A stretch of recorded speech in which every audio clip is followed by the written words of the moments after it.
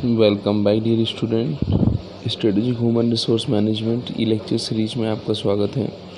आज का जो अपना टॉपिक है वो है role of sectoral context on HR strategy. ये एचआर स्ट्रेटेजी का क्या रोल है जो सेक्टर है, जैसे आपका सर्विस सेक्टर है। तो हम देखें HR strategy in service sector is people based sector. 3 main process influences service sectors are, first है डेवलपमेंट ऑफ कॉम्पिटेंसी, सेकंड है डिप्लॉयमेंट ऑफ वर्कफोर्स और थर्ड है मैनेजमेंट ऑफ वर्कफोर्स। जैसे कि आप देखें तो यहाँ पे हम यही बात कर रहे हैं कि यदि हम सर्विस सेक्टर के अंदर वर्कफोर्स के मैनेजमेंट की बात करें तो सबसे पहले हमें देखना पड़ेगा कि उसकी कॉम्पिटेंसी है क्या।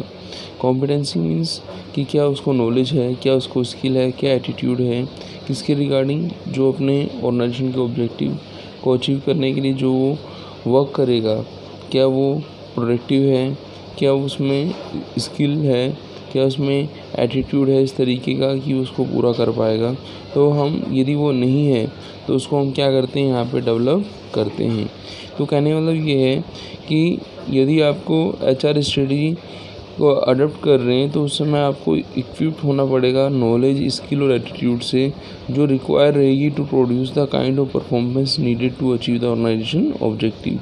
कि बिजनेस के ऑब्जेक्टिव को अचीव करने के लिए जो आपके अंदर जो स्पिरिट होनी चाहिए, जो अपनी स्किल होनी चाहिए, कॉम्पिटेंसी होनी चाहिए, उसके अंदर हम नॉलेज, स्किल और एटीट्यूड को इंक्लूड करते हैं। सेकंड है deployment of workforce. Deployment means क्या है? डिप्लॉयमेंट मीन्स एलोकेटिंग करना है। एलोकेटिंग किसका करना है? इसको हम डिप्लॉयमेंट ऑफ वर्कफोर्स को क्या बोल सकते हैं? Allocation of workforce. अब एलोकेशन ऑफ वर्कफोर्स करना है, कैसे करना है? हमें क्या करना है कि जो डिफरेंट सर्विसेज हैं उनके बेसिस पर जो अपना अवेलेबल लेबर है, अवेलेबल वर्कफोर्स है, उसका एलोकेशन करना है। इसे हम क्या बोलते हैं? डिप्लॉयमेंट या एलोकेशन ऑफ वर्कफोर्स। तो हम यहाँ पे ये पढ़ा कि जो वर्कफोर्स है वो जो अवेलेबल टास्क है उसके अकॉर्डिंग उनका क्या करना है, एलोकेशन करना ही क्या कहलाता है? डिप्लॉयमेंट ऑफ वर्कफोर्स कहलाता है। नेक्स्ट है मैनेजमेंट ऑफ वर्कफोर्स।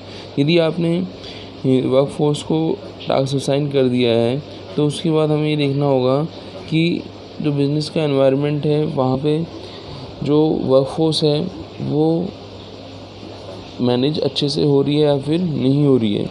यदि उसको मैनेज करना है तो हमें क्या करना है कि हमें बिज़नेस के अंदर इस तरीके का एनवायरनमेंट बनाना पड़ेगा जिसमें वो मोटिवेट हो, जिसमें वो जो आपकी स्किल्स, कॉम्पिटेंस थी उनके बेस पर ऑर्गेनाइजेशन के ऑब्जेक्टिव को अचीव करने में मोटिवेटेड हो। तो यहाँ पे हमने यही पढ़ा कि जो अपना HR strategy in service sector है उसके अंदर 3 चीज़ें होनी ज़रूरी हैं। पहला डेवलपमेंट ऑफ कॉम्पिटेंसी होना ज़रूरी है कि काम या टास्क को करने के लिए क्या क्या कॉम्पिटेंसी होनी चाहिए। दूसरा, उस कॉम्पिटेंसी के बाद हमें उन कॉम्पिटेंट पर्सन को क्या करना है, उस वर्क पर एलोकेट करना है। और उसको एलोकेट करने के बाद हमें क्या करना है कि हमें उस एनवायरनमेंट में जहाँ पे वो वर्क कर रहा है वहाँ पे ऐसी सिचुएशंस देखनी है कि एनवायरनमेंट जो है आपको हेल्प करे उन ऑब्जेक्टिव को अचीव करने पर with the help of competency of workforce. तो यहाँ पे हमने HR strategy in service sector को पढ़ा। अब हम नेक्स्ट पढ़ रहे हैं strategy adopted in service sector for the efficiency and effectiveness are as follow. अब यदि हम आगे ये चाहते हैं कि जो हमारी सर्विस सेक्टर के अंदर वर्क या स्ट्रेटेजी जो है वो क्या हो, इफ़ेक्टिव हो, एफिशिएंसी हो, तो उसको हम इस तरीके से समझ सकते हैं। सबसे पहले हमें समझना पड़ेगा इफेक्टिवनेस और एफिशिएंसी क्या होता है। तो जब हम बात करेंगे स्ट्रेटेजी के फॉर्मुलेशन और इम्प्लीमेंटेशन की, तो यदि आपकी स्ट्रेटेजी क्या है, आपकी स्ट्रेटजी क्या है, अच्छे से फॉर्मुलेट हुई है, अच्छे से इम्प्लीमेंट हुई है, तो कहीं ना कहीं आप क्या माने जाएंगे, एफिशिएंट माने जाएंगे। और इफ़ेक्टिवनेस का मतलब ये है कि आपका फॉर्मुलेशन तो है लेकिन इम्प्लीमेंटेशन नहीं है। तो उन सब चीज़ों को हम सर्विस सेक्टर के अंदर कैसे समझेंगे, वन बाय वन हम यहाँ पे डिस्कस कर रहे हैं। पहला क्या है, हम करेंगे proper human resource planning. Human resource planning का मतलब समझ रहे हैं कि जो भी हमें रिसोर्सेज रिक्वायर है ऑर्गेनाइजेशन के ऑब्जेक्टिव को अचीव करने के लिए वो प्रॉपरली प्लान है, वो टाइमली अवेलेबल होगा। इन चीज़ों को हम ह्यूमन रिसोर्स प्लानिंग के अंदर रखेंगे। फिर नेक्स्ट है recruitment of right person at the right time at the right place. ये तो आपको पता ही है कि जो एचआर रहता है उसका यही रोल रहता है कि राइट पर्सन राइट टाइम और राइट प्लेस पे वर्क करे। फिर है नेक्स्ट क्या, the person employed should be given induction programme to familiarise with their job function rules regulation other relevant issue pertaining to the job. आपने पहले जो process पढ़ा था आपने यही पढ़ा था कि जब भी कोई पर्सन सेलेक्ट हो जाता है तो उसका एक इंडक्शन प्रोग्राम होता है। इंडक्शन प्रोग्राम के अंदर क्या होता है, वो ऑर्गेनाइजेशन को समझता है क्या उसे कोड ऑफ कंडक्ट फॉलो करना है। अब हम देखेंगे एम्प्लॉय के लिए जो भी हम उसको फैमिलाइज करने के लिए इंडक्शन प्रोग्राम रख रहे हैं वो प्रॉपरली फंक्शन या रूल्स रेगुलेशन या रिलेवेंट जॉब इश्यूज से पूरे होते हैं या फिर नहीं होते हैं। यदि पूरे नहीं होते तो हम उन्हें पूरा करवाएंगे। फिर नेक्स्ट क्या है, employ good performance should be recognised and rewarded, कि यदि एम्प्लॉय अच्छी परफॉर्मेंस देता है तो उसके मोटिवेशन के लिए उसको रिवार्ड सिस्टम भी होना चाहिए। रिवार्ड सिस्टम के बारे में हमने पहले भी पढ़ा था कि रिवार्ड सिस्टम बहुत ज़रूरी है यदि एम्प्लॉय को आपको क्या करना है, मोटिवेट करना है। अब देखिए नेक्स्ट क्या है आपका, proper guideline should be provided to the employ and they should not be avoided, कि जो भी एम्प्लॉय को गाइडलाइन दी गई है वो उसको क्या करे, उसको अवॉइड नहीं करे, उसको फॉलो करे।